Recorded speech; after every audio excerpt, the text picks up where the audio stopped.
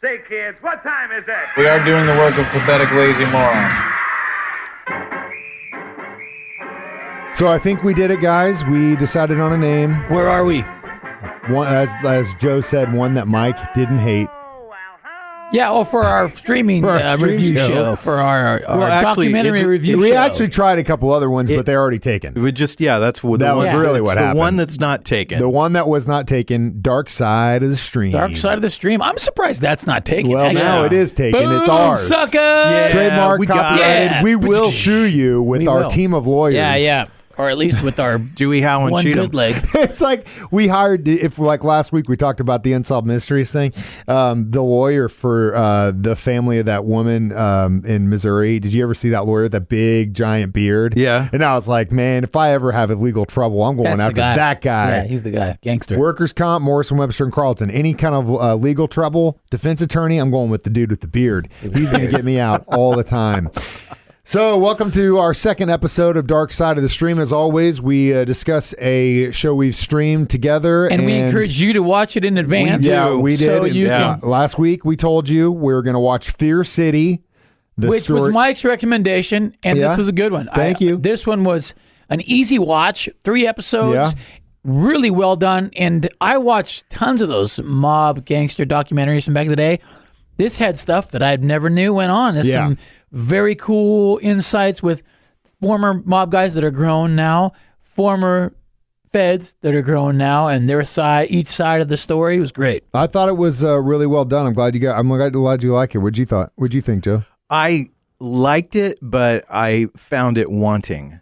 You wanted more. I wanted more, and I also felt like they did this part where they were going through each family and how the wires were put in, and they left out 2 families completely. They left out the Colombo family and the Banana family. That dude whose job was to go in the houses, put the bugs in the phones or put the bug in the cable box, that dude should have been getting paid millions of dollars. Yes, and I'm sure exactly. He wasn't. That job was the craziest job. The black box guy. The guy, he was posed as a repairman and go into the guy's house, standing there with the killer mobster hitman right next to him. Here, hold the flashlight for me. They had actual footage of him kneeling down, working on a phone, and the mob guy walks up right behind him. While the dude's putting a bug in the dude's house. And then at one point he asked one of the guys to Jay was saying, hold the flashlight. That guy has massive balls. Yeah. Massive. Like that Marbles. That guy should be set for life if he's not. That job. Whew. I mean, well, he was probably barely making the. Why no? He wouldn't make it a whole lot at that age. But he should have been. But the thing about it that I love, it really solidifies my theory about these things, and that is the simplest answer usually is the answer. And for years and years and years, the mob was in complete control of, especially New York City, everything from construction, gambling, drugs, nightlife, everything that you could possibly have your hand in, mob was at least getting 2% of, or they controlled outright. And so up until that point, all law enforcement could do was go after the soldiers. And that was the point, because you could only charge the guy who actually committed the crime. Yeah. But then they got forced to go on one of those stupid weekend retreats that we all have to do. And we're all like, God, this sucks. But they came back with something. And we'll get to what that was next on the Dark Side of the Stream on 104.7 The Cave. Ties his tie too long. Do you not know? What's funny? Do you not know how to tie? I wonder if it's one of those things where you kind of, some guys like the bow ties, some guys like the short ties, some guys like the long ties. I personally am a fat tie guy. I like the fat ties. I'd rather it be too long than too short. It should strike your belt. Well, I agree with that, but again, sometimes you can't do that. If you're tying it yourself, sometimes I'd rather be a long tie. On the air right now. We are on the air. Oh my God, you guys are talking ties. Long tie. You should. We're talking about law enforcement, so why not talk about ties? Oh, okay. Well, okay. Then so I can chime in on this. You're a bow tie guy? When my buddy Jason, who is now a member of Journey, that's a whole nother story. But when he was getting married, he's like, dude, I want you to come to my wedding. It was going to be a real fancy ordeal. I didn't have a suit, never wore a suit. I'm like, oh, man, this guy's my bro. I'm going to buy a sweet suit and show up this thing. And so who did I model my suit after? Mobsters. the old school mobsters. You wanted a big I looked at a pinstripe? bunch of them, and I'm like, I'm gonna get a badass old school mobster style suit, man. Even the fedora, bro. How long was your tie, though? That's the question. Was Decent length, I guess. Was it to the belt buckle? Was it below, or was it high? Doesn't matter how long it is, guys. No. Just how you tie it. No, it does matter how long it is. So today on the dark side of the stream, we are discussing the new Netflix documentary Fear City, and it talks about the investigation into the top 5 families in New York. And what the FBI basically did was it all started with a weekend retreat. I think it was Cornell. Is that where they sent him? It's Cornell. I don't remember. There's like a lot. But it was a Cornell's meeting of the commission, which was the bosses. Well, no. Before we get there, they sent the FBI to Cornell to kind of talk about what they could do against organized crime. And they brought up the RICO law. And basically that says, in layman's terms, that up until that point, if someone in the organization, a soldier, did something, you could only go after the soldier. But if you could prove that what they were doing was working in an organization, a criminal organization, Structured system. everyone in the organization was Right. now guilty of that crime, and they could go after them because it was part of an organization. It was groundbreaking at the time. And was it Giuliani? They said it was Giuliani that came up with the plan in this thing. He kind of took over when the DA got involved, but I think early on it was these agents that went to this thing and saw what they could do, and then they kind of hit the ground running. It was a professor at Cornell that who had actually Came up with the concept? actually written the RICO law. But the nugget for the idea of the RICO law started when Lucky Luciano went to prison, because one of the things that he was arrested for was pandering. And the argument was made by him at the time that he is a CEO and that he does not know what the people below him are doing. So his argument was it's the same as the CEO of General Motors or Ford. He doesn't know what the salesman is saying to the people that are buying cars. Okay. So he's not responsible for what they're doing. But a jury found that since that person worked for him and was involved and engaged in prostitution, that he was somehow culpable. And that is how the RICO Act eventually got written a few years later. But it's came right in on from the money. behind on this one. And in his defense, it ended up screwing the mob big time, because then you could prove that. And back to the General Motors analogy, like that right there is a great example of why businesses top down have rules and say, this is the way you need to do this. Is it followed all the time? No. But Is that if like you the HR thing we have over here? Exactly. Because I've if never you read get that. caught, we could still be in trouble. But at the same time, you signed on the dotted line that these are the rules. You didn't follow them, and this I is didn't what we read that expect. part. Yeah, right. Well, you signed it, and that's all that matters. So I thought it was brilliant, and I thought, once they figured that out, they kind of had a plan, and what they had to do to execute that plan was insane. And this whole documentary, even if you're not a documentary person, watch it, because it's made more like a movie. Because, they use old footage and stuff, but they've edited it real slickly, and they've added reenactments in some parts. So it kind of like blends from reenactment to the actual footage. Very slickly done. But not cheesy reenactment. No, very well done. Very well Anyway, done. I want to put this out there really quickly too. If anybody is doing any sort of documentaries and they need a reenactor, I would totally do that, because that's one of my life dreams, is to be a reenactor. Dude, you and I both. Documentary reenactor? Get us in. Yeah, I want Unsolved to be. mysteries. Man, if they had Rescue 911 back again, William Shatner, oh God, I'd do that all the time. Like you and I are hanging out, and I choke on a bone, and you had to save me, and then we reenact that. I think there's a better that's the better one scenario that you could lay I out will there. film that right now if you guys really want to live your dream. No, Okay, I don't. let's get No. that down in the break, and we'll be back talking. I've got something wicked to add to this documentary on the next break. Joe Westen, Jay Stevens, Mike the Intern back in the studio this morning. It is the dark side of the stream discussing Fear City, the documentary on Netflix. So pay it off. What's the crazy thing? Oh, so one of the best parts, I thought, or just showed the level of respect of the old mobsters versus new style gangsters. At one point, the Fed agent says, I was listening in on a call, and they were talking about me, and he says, the hitman's like, well, boss, we can put a hit on him and take care of him. And the boss goes, no, he's just doing his job. That's just the game that we play. Leave him alone. And in addition, he knew when he heard that really all it took was an eyebrow raise. Yeah. And then that was He it. could have been snuffed. And he But was no, done. but there was like a level of respect between the mob bosses and the feds. Like, they're doing their job, we're doing ours, and just it is what it is. My problems with the documentary were it contradicted itself in places because it went through a whole thing about talking about Fat Tony being the boss of bosses, and then later on they went on and said Paul Castellano was the boss of bosses. They talked about the hit that was put on Paul Castellano, and then they didn't follow that up with anything. And at the end, they did a... Well, Castellano was the Gotti thing, right? Yeah. And they basically alluded to the fact Power that play. Gotti essentially found out that they were either going to find out what he was up to because Castellano was really against drug dealing. Right. And Gotti They had all gotten were, into, yeah. So the they old go, school "We gotta dudes just were take your hand." very against it. Well, they wanted to take the money for it, but they did not want to know about it. Yeah, essentially, if you're going to run a business dealing drugs, you give us 2% just like the deli does. Yeah, essentially. But Gotti found out that Castellano probably was going to find out that he was slinging and was like, I got to get him before he gets me. And that's sometimes how it works. But the interesting thing was, to me, about this documentary is they talked about the commission.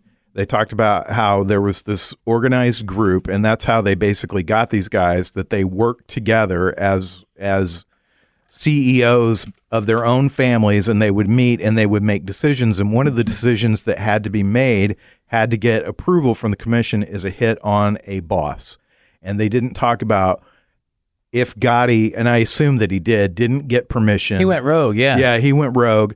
At the end, they did a recap that was kind of half-assed. Yeah. Because all they did was they said, Rudy Giuliani became mayor of New York. Well, everybody knows Rudy Giuliani became mayor of New York. They didn't talk about, I know all those guys got 100 years in prison, so they all died in prison, but I'd like to know what happened. How the legal case proceeded, all that stuff. It was more focused on how they did the wiretapping than the on legal how aspect. they brought them down. Yeah. I mean, there's lots of documentaries that go in deeper. I wish that they had actually done a little bit more of that because I found that it was really good, but then at the end I was like, They kind of just capped it like they ran out of money. Kind of ripped through it. Yeah. Ripped through it. I wish that I knew more about this. And then they left, the Gotti thing, because what happens after that? Oh, the family war, because then Right. everything started, everyone Gotti was came to running. power, right? They were just talking about the commission, how they took down the RICO Act on the commission. Yeah, because there was, after not, that. Not the second generation Yeah, of but bosses then and a big stuff. war happened. And Gotti and it ended was- up here. Yeah. Yeah, Here he in did. prison here at FedMed. I got a crazy story to tell you about John Gotti at the FedMed when we get back to Fear City. I got next. kind of a story, too. All right, we'll get to more next.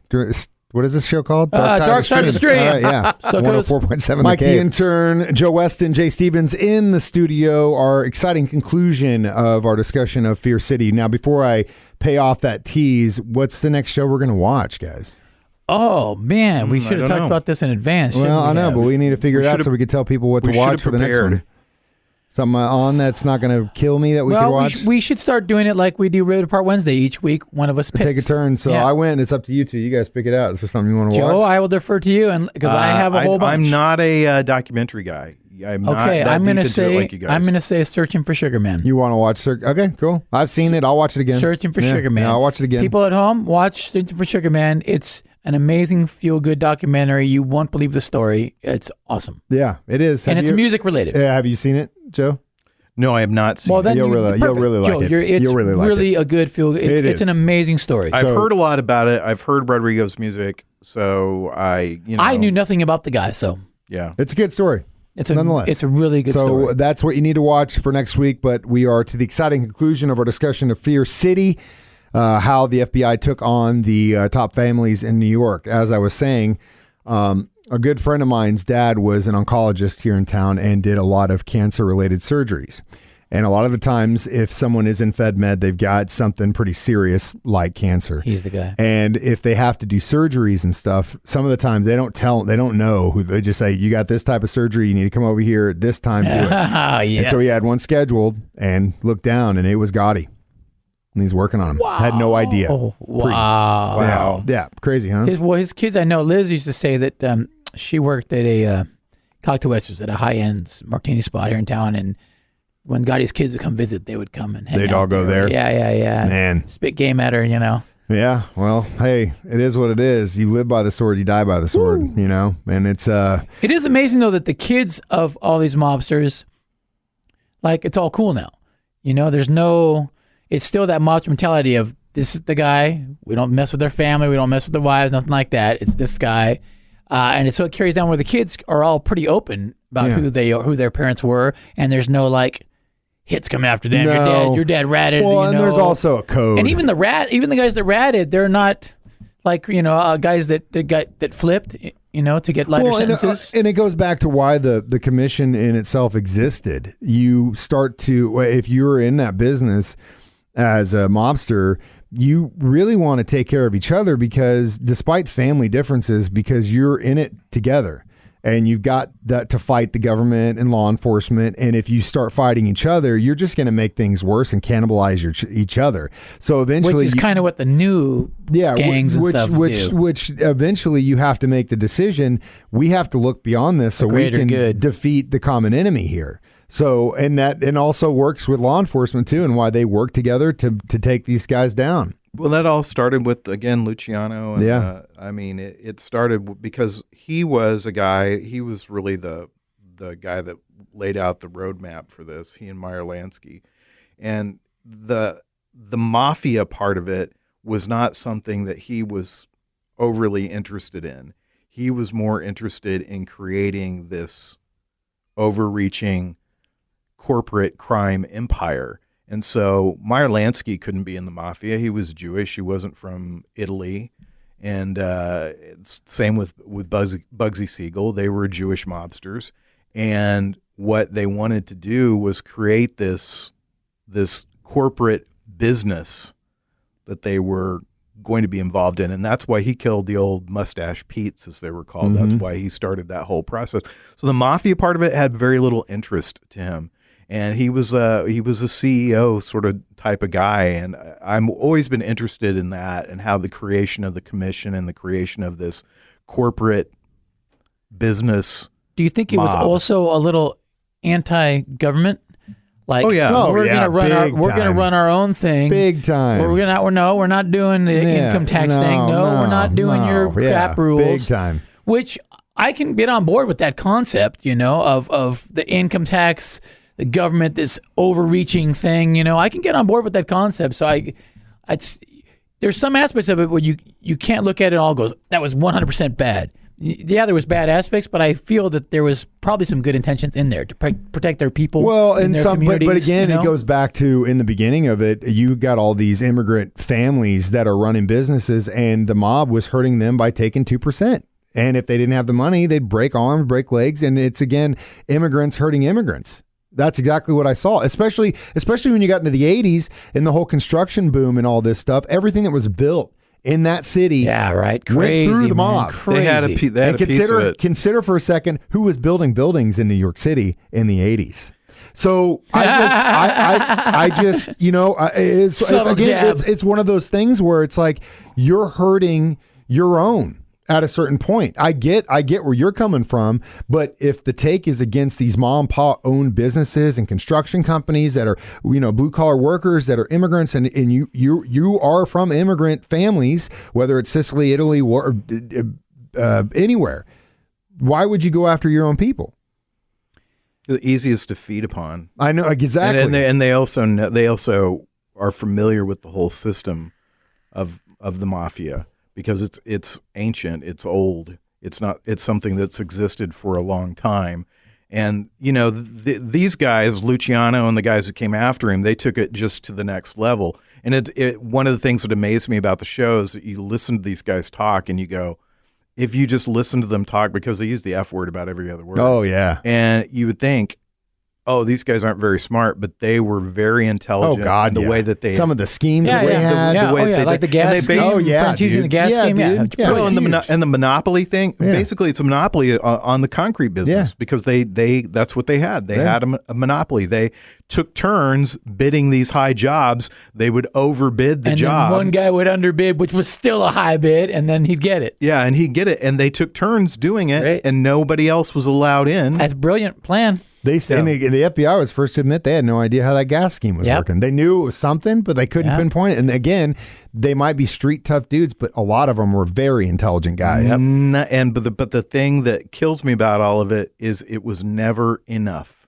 No, they were talking. They were talking in the billions of dollars, and it still was not enough because there's lower level guys that are feeding, but they want more, and eventually that stuff all feeds upon itself. Yep, and that's what happened with it. Yeah. That's why sometimes you just got to take it and run. Take the money and go.